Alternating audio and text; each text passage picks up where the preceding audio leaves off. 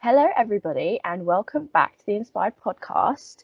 This is our little Inspired Bites episode thing that I've decided I wanted to do for some bloody reason. And so we've got our first non-pageant guest. This is the beautiful Hayley. I've known Hayley for, I don't know how long. Ages. Me and Hayley went to school together. She is the year above me, I think. I don't know how. Are you even the year above? Is that what's happening now that we've all gone to uni? Yeah, year above, yeah. Okay, so Hayley's the year above, so she's a year older than me, and we've been doing shows together, so actual like singing, dancing songs, and she's just a really cool gal. So Hayley, tell people have no idea who you are. They know who I am, so they don't want to hear me talk. Who are you? What are you about? What am I about? Okay, hello, I'm Hayley. I'm nearly 20. That's a fun fact about me. I play rugby. That's probably the most interesting thing about me, to be honest. I go to uni, study law. Yeah, just a fun gal, really. Yeah, you are really fun. You're really like bubbly personality, and I think that's why you and I clicked so well, because we are basically the same person, just a year apart. It's very weird. Yeah, it's very strange. You're the blonde older version of me, and that is essentially what has happened. So you're at uni, you're studying law. Those who know me will know that I tried and failed miserably to study law. So from one ex-law student to a law student, how's it been for you? It's been okay. Second year was definitely a lot better than first year. For anyone who knows me, I had an absolutely terrible experience in first year. I was definitely ready to come home not even a month into uni. Like, I had my best friends coming up and visiting me because I was a mad distance away from home. I study in Liverpool, so about 250 miles away from home, which was tough. Like, I don't think anything can prepare you for that kind of experience, moving away from home, suddenly having to be extremely independent and kind of look after yourself. That's not really something that I think anything prepares you for. Like, when you're at school or college, everybody's like, oh, this will prepare you really well for uni, and it's like, absolutely not. There is nothing that will prepare you for uni. Sixth form did not prepare me for uni in any way, shape or form. I threw myself into the deep end at uni. I was like, right, let's move out. I didn't actually move that far. I moved probably about a 30-minute drive from home, and I still was like, nope, I need to go home all the time. But I was lucky I could just jump on a train and I'd be home in like an hour and a half. But for you, it's so strange because everybody thinks like, oh great, I'm moving away from home, I'll finally be independent, I'll have some freedom, blah blah blah. But like, I was still Skyping my parents every day, like I was still chatting to my nan on the phone. Like, it's not that different, but it's just suddenly you have to start washing and cooking and, you know, getting yourself to places on time, and like there's not somebody to tell you about that anymore. Like, that's on you. That it's literally you becoming a self-sufficient adult is really weird because it's like, and difficult because I'm so used to, I'm not the cook of the house. I love to cook, but I'm not like the main cook of the house. So I'm so used to being like asking what's for dinner, and then I had to actually choose, and I found that I was having pasta more nights than I was not having pasta. Because it's cheap and it's so easy to make. It's ridiculous. And it's tasty, man, especially for rugby. Like, I had to really kind of look at my nutrition after a few months because I was just eating junk. Like, I was eating bad food and then wondering why I was putting on so much weight. But like, as soon as I started looking after my nutrition a bit, and then it was fine. But yeah, it's definitely a learning curve. Definitely. So you've mentioned rugby. I know that you've been a rugby person for as long as I've known you. So how many years have you actually been playing rugby? It's my only personality trait. It's not. It's really not. I've been playing rugby for about, I don't know, 8 years, 9 years, something like that. So basically half of your life, if we look at it that way. Oh, that's weird. That is weird to look at it that way. I honestly, I'm not the sportiest of people. Like, I don't have any one sport. I mean, I love watching sports, I love playing sports, but I've never dedicated my time to any one sport. I just don't think I'm that strong-willed enough. Like, I get so I don't know what the word is. I don't know what it's like. I'm so like picky and choosy. Like, I have one love 1 minute, and then a month later I'll love something else. 100%. It took me ages to get into it as well. Like, I was always one of those kids that was kind of fairly sporty at school, but kind of didn't really stick to anything. So I did a lot of netball, basketball, rounders. Like, I did trampolining for a bit, and I just never really stuck to anything. I played football for quite a long time, ironically. Played goalie though. I didn't do all the running about. I was A goalie is a where lot it's larger at. than I am now, but I was goalie when I was playing football. And then I don't really know what it was. I think, well, one of my best mates kind of forced me into going to a session, and then it just kind of carried on from there. I was like, oh, okay, this isn't as bad as I thought it was going to be. And Yeah. yeah, 8 years on, here I am. So how do you do, like, how, I don't know how this works. Obviously, where I went to uni, there were no sports teams. Like, Right. there was nothing. Like, it was basically like going to college again. There was no uni feel. I'm not going to drag the uni's name through the mud, but I didn't like it for those particular reasons. So how does like sports at uni work? So I always knew I was going to play rugby at uni, and I think my uni selection was based very largely upon like that had a major role in which uni I was going to pick.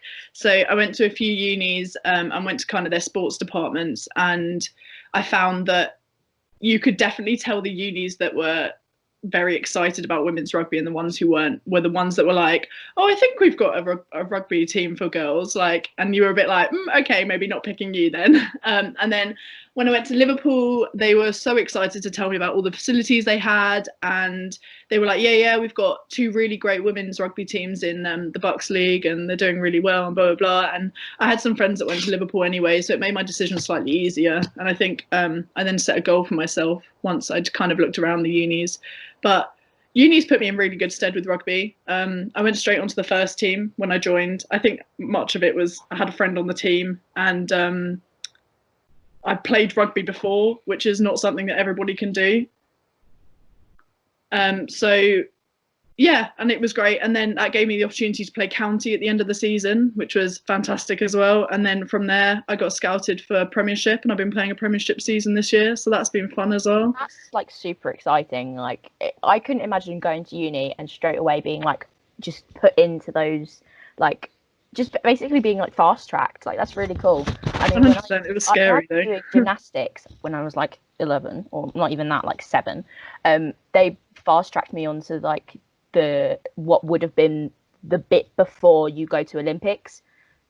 So it was like a really weird moment for me, because it was like, as a child being told that you basically are being fast tracked, it's really weird. So as in like basically an adult, Yeah, it's mad. it is mad. It is really mad. So let's kind of take away from uni. What I like, I said it before we started filming, and you laughed about it. But what are your life goals? My life goals. I have no idea. Obviously, I'm studying law, so I'd like to think something in that area. I think studying law has been a big eye opener for me, because when I was at school, I was very interested in, like, I think everybody in a law degree when you join will be like, oh yeah, I love CSI, I'm really into forensics, like I love murder mysteries. That's why I'm here, because I'm going to be a criminal barrister. Like, you turn up and the expectation is just unreal. Like, and then you get introduced to a hell of a lot of different types of law, and you're suddenly like, oh, okay, criminal's actually not the most interesting that there is. It's just kind of the most famous, the most popular. So yeah, I turned up. I mean, my favorite, probably one of my favorites, is probably criminal, but I've been really interested in tort law, contract law. I've picked my modules for next year, and I don't know, a quarter of it's probably criminal, but so I'm looking at criminal evidence next year, which will include forensics, which is something that I was very, very interested in at school. So that's been quite helpful. That means that I get to kind of specialise in that area next year. But I'm also looking at international criminal law as well. So how countries deal with national disasters. So terrorism, for example, will be a really interesting topic to study. And then some others as well. So I'm really into kind of the human rights movement. So a lot of the modules that I've picked are to do with European Convention of Human Rights, like what rights you have as an EU citizen, which obviously for us will change now thanks to Brexit. Yeah, I love Brexit. That was the weirdest part about going into uni. What was this year? Our lecturers basically told us, yeah, you're studying EU law, but like you don't need it. And we were like, what do you mean we don't need it? Like, why are we not taking it off the course? If we don't need it, why are we not taking it off? They're like, no, you need to sit the module. Like, if you don't sit the module, you're going to fail. And everybody, like, there was only 20 people in my class, so we were all looking around at each other, like, can visibly see each other's faces. Like, why are we doing it then? Why are we doing this? So I don't know how big Liverpool is. Like, I know, like, Liverpool, the place is a big place, but Yeah. it's how big are your classes? My classes are not that big, so my lectures are huge. My lectures are about 150 people each. There's a lot of people in there, so it made it quite difficult making friends, I think, because everybody's kind of sitting there like, I don't know anybody in here, and there's a lot of people like, but I met a lot of my friends through seminars and tutorials, so their classes of about 10 to 12 people, I reckon, and a lot of the time there were less than that. There weren't as many people in that. And that's a really good opportunity to, I think I learned more from seminars because you're kind of chatting about topics with people as opposed to just listening to someone ramble facts off a slide. And it is always like that as well. Like, they'll just write the information down on the slide and then they'll just speak it off, and you're a bit like, I probably could have sat at home and just read this myself, but okay, thank you for at least speaking it. Yeah, thanks for verbalizing what I could read. Like, I couldn't read myself, so thanks for reading it for me. I think that, like, uni is definitely a weird thing for people when you go there and you're so used to one style of teaching. I was quite lucky that so one of my government pole teacher, not going to name him because that's just weird, but one of them used to shout out shout out to the colour guy. Like, those who know who he was will know what I mean. But he was a fantastic teacher. He used to lecture teach, so he would literally take the slides, but it would be more informational. He would always go in depth, and there was something about the way he taught that you remembered it. Like, even when I was doing history in like year 7, 8, 9, 10, I always had him throughout history, and I just remembered, like, I can remember stuff about like the world wars. Like, I don't need that information, but can I remember it? Yes, I can. Like, why would I need to do that? But going from that style of teaching that my other teachers were doing straight into like lecture style is very weird. Like, I found it so hard to actually sit there and be like mentally there. Like, I was there, but I wasn't mentally there. Like, I was just kind of listening, kind of taking notes, but nothing was going in. I don't know if you feel the same way. Maybe that's just the way I'm wired, but who knows? I think it does take a little bit of getting used to. I think I was quite fortunate that a couple of my teachers at school would adopt that way of teaching to kind of prepare us for that. So especially in geography, I think it was very much like, here's a slide, it's got some information, I'm going to read it to you. And then we might go into some depth, but a lot of it was probably the same style teaching that I'm getting now. So that was quite beneficial.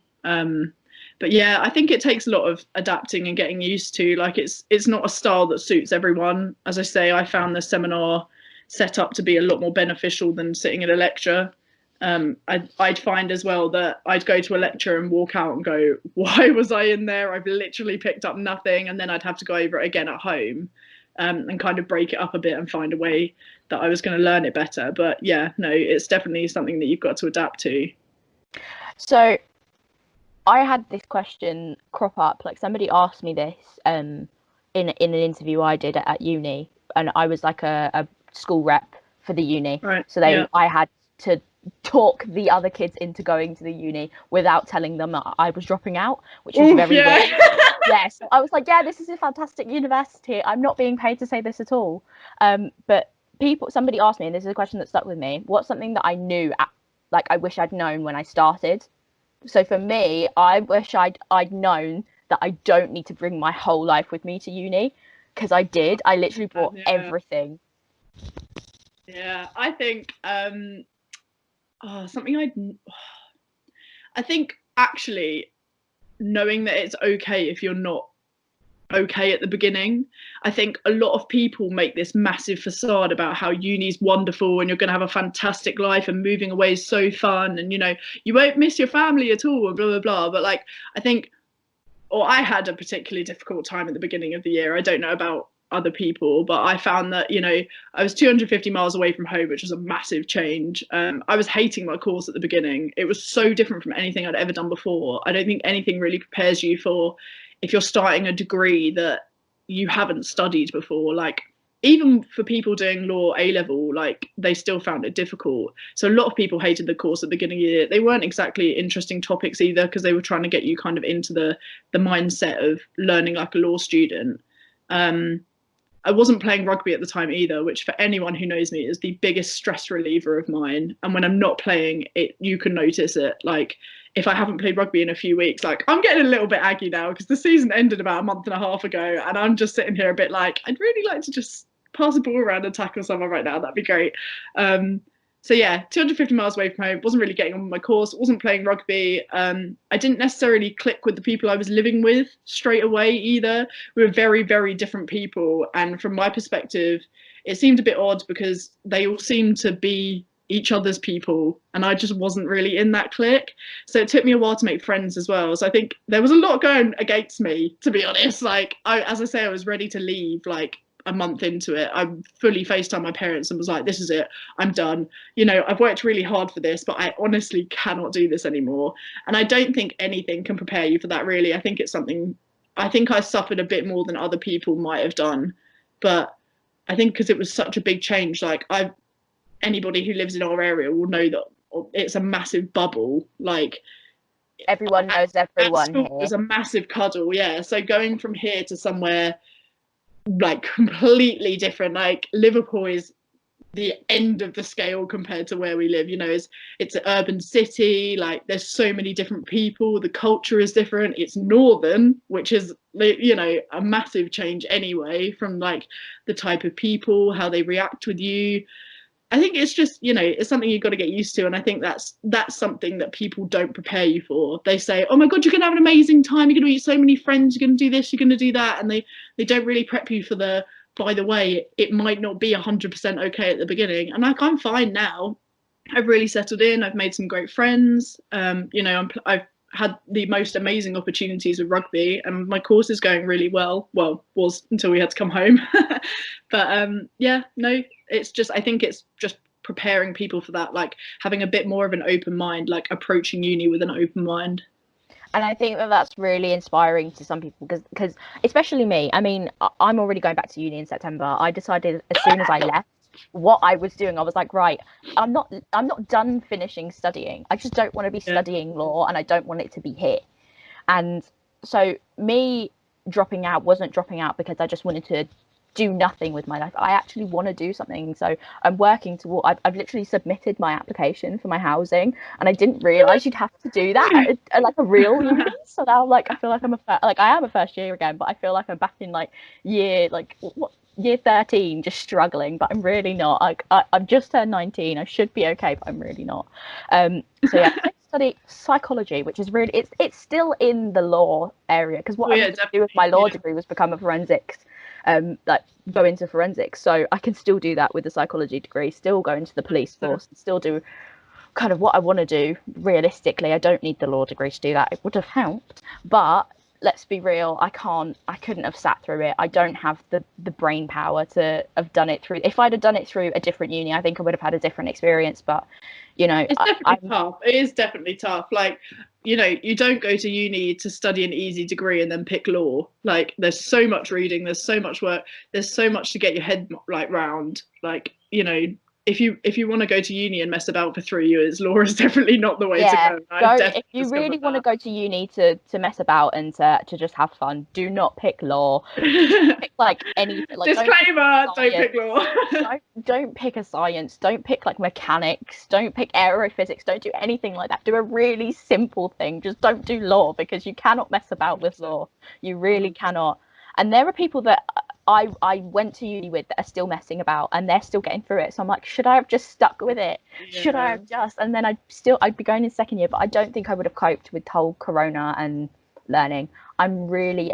So, you know what? My motivation went down so badly. Like as soon as I think the first thing for me was matches started getting cancelled, rugby matches, and I was thinking, okay, contact sport, can kind of understand that, you know, trying to ease the spread as much as possible. And then uni was like, you've now got the choice of whether you want to come into uni or not. And for them, that was a massive step because it meant that they were kind of taking the responsibility of handing us the resources online if we didn't want to come into uni. And then suddenly it was like, okay, lectures are cancelled now, seminars are cancelled now, you can't come into uni. And then it was like, okay, everybody needs to go home right now. Like, you cannot be on campus anymore.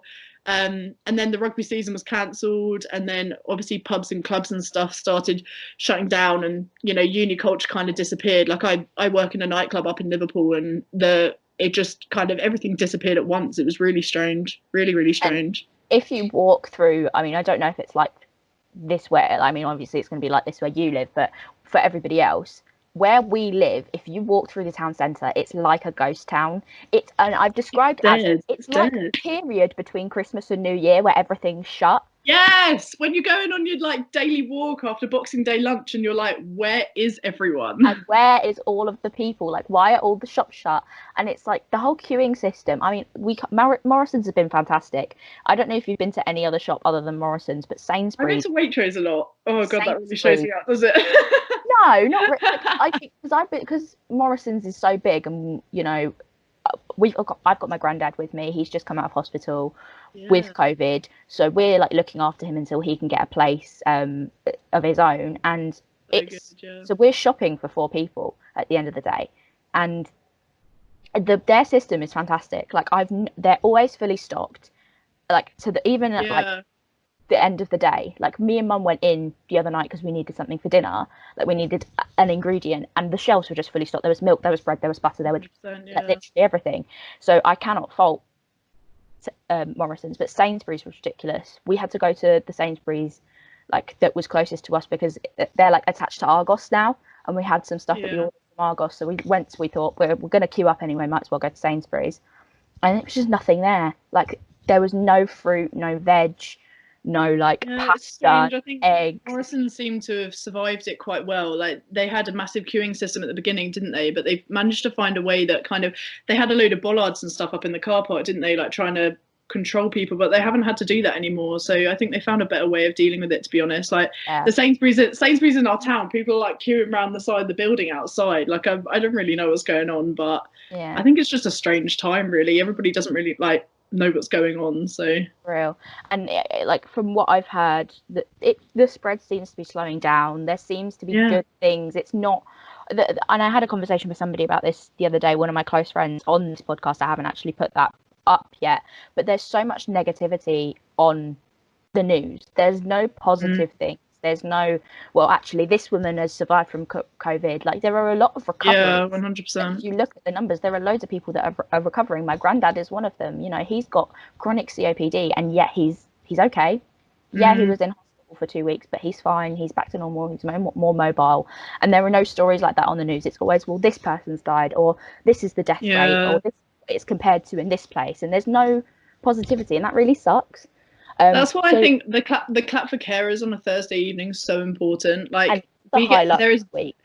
Yeah, 100%. Like it's the only time you're actually technically allowed to go outside that isn't for food or work. Like and the whole community joining together. Like I'm quite fortunate that I live on a big road and it's got a lot of houses in it, and there's so many people come out on the street every week, and it's so lovely to see everyone, because these are people that, like, because we're isolating, you just don't see, like, so getting to see everybody at least once a week and just saying hello from across the road. And obviously social distancing is still important and we're adhering to it, but it's nice to see everyone and kind of have a mutual respect for all of the hard work that the NHS are doing.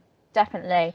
And so I've been doing some different things. So I've had loads of free time. I've been furloughed from work. I can't go in and make my regular coffees. It's killing me because I just want a decent coffee. However, I've completely rearranged my room. Like everything's in a different place. It's very weird. Have you been doing anything with your time that is a bit different, or a bit, I know some people have been doing baking. I'm definitely one of them. I can put my hands up and say it, but is there anything different? 100%. I got into embroidery for a bit and then decided that really wasn't my thing. I think going from... I want to see some of this effort. I really do. Going from being a rugby player to needlework was probably not the biggest and most intelligent jump that I could have possibly chosen, but that did not last very long, it has to be said. I tie-dyed a hoodie. That was fun. I've now got a very, very brightly coloured hoodie.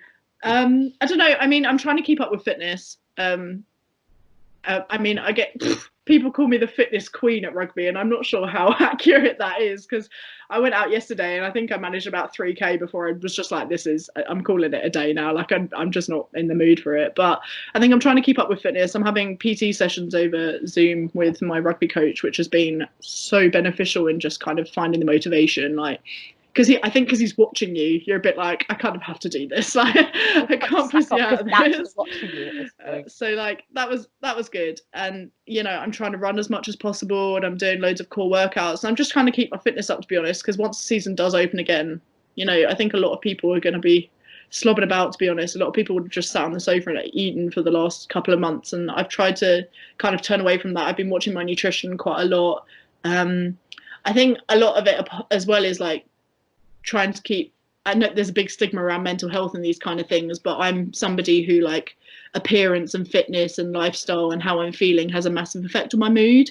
So, once I started playing rugby again at uni, because the exercise went up, the endorphins started flowing, I was watching my nutrition a bit more, and I just felt a lot healthier, a lot happier. So I've kind of tried to keep that lifestyle going at home as well, because it's kind of kept my mood up.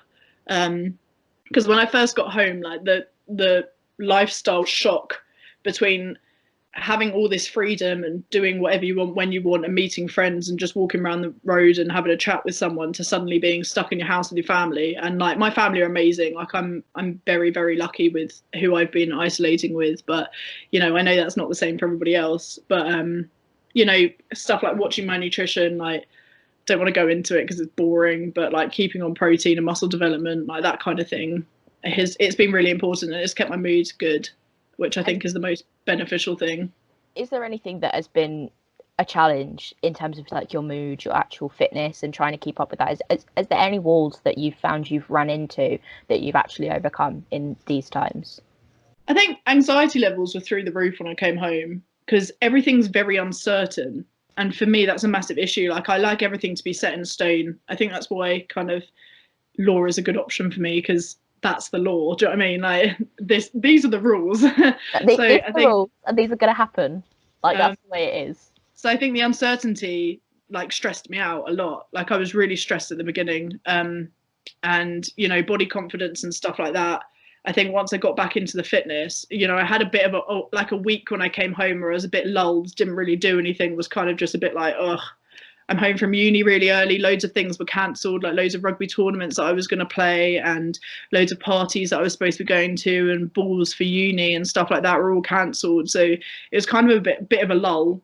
And then as soon as I got back into that, like, I'm quite fortunate. I've got quite a supportive family, so they kind of helped me through that. I think anxiety levels are quite high, but we got there. Yeah. And I think my fitness is probably better than it was before, which is quite good. So I mean, it's a positive to always have goals that you want to set, especially with fitness and with body confidence, and especially I know for you being fit and being at your peak fitness level is really important for being able to play. I'm very competitive as well. Like, I've always had a competitive streak. Like, I've always had a competitive streak. Like, I'm always, aiming to be the best that I can be.